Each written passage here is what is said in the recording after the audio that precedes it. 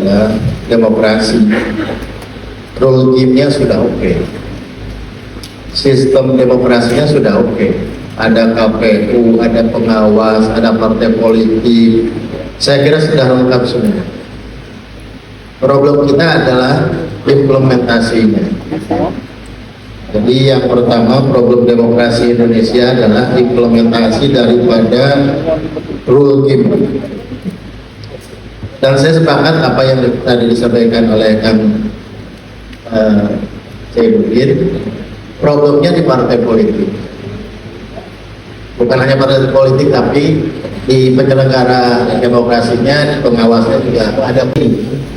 Karena temanya dalam pusaran arus manipolitik, kita di PKS selalu mengkonsolidasi dan meyakinkan bahwa PKS itu punya determinant faktor utama untuk pemenangan pemilu, baik pilkada maupun pemilu legislatif. Determinant faktornya apa? Ada 3 di PKS. Yang pertama, militansi kader. Yang kedua, konsolidasi struktur. Yang ketiga, amal jamaah. Jadi kalau generasi muda ingin terlepas daripada arus politik uang, maka seharusnya generasi muda masuk ke PKS. Langsung kampanye. Luar biasa. Itu solusinya. Ya, solusi. Salah satu solusinya itu.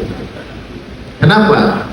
Karena kita mencoba menjadikan kaderisasi sebagai faktor utama untuk masuk pada wilayah demokrasi Indonesia. Karena kita menyadari arus politik uang ini luar biasa. Bahkan ada pertanyaan besar, apakah PKS juga akan tergerus dan mengikuti arus politik uang, ya, atau mempertahankan jati dirinya? Nah, itu pertanyaan besarnya.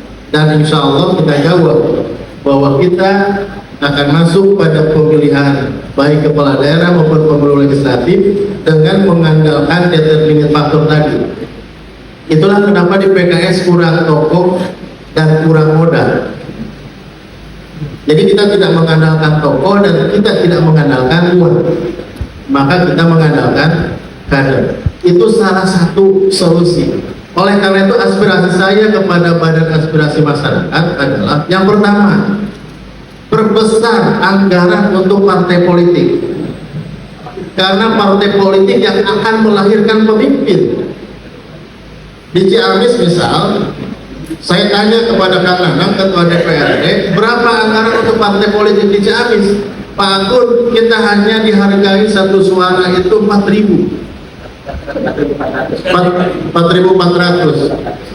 Syukur kalau sudah naik. Sehingga saya sebagai ketua partai bagaimana akan menyelenggarakan ya kegiatan untuk melatih kader agar mereka punya kepemimpinan dan integritas. Itu kita nggak cukup dana untuk melakukan proses kaderisasi. Itu yang pertama. Yang kedua, mohon ditambahkan bahwa kandidat pemimpin daerah itu wajib pimpinan partai politik.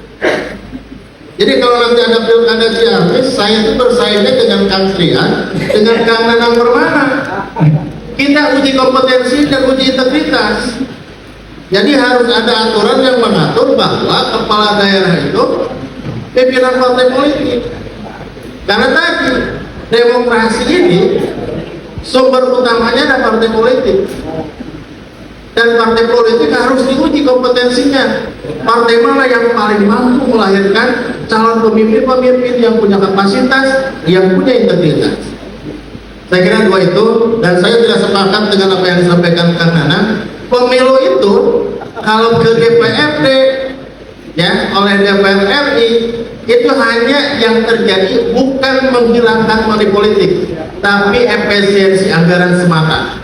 Tapi money politik tidak bisa dihilangkan hanya dengan merubah sistem pemilihan. Terima kasih. Assalamualaikum warahmatullahi wabarakatuh. Ini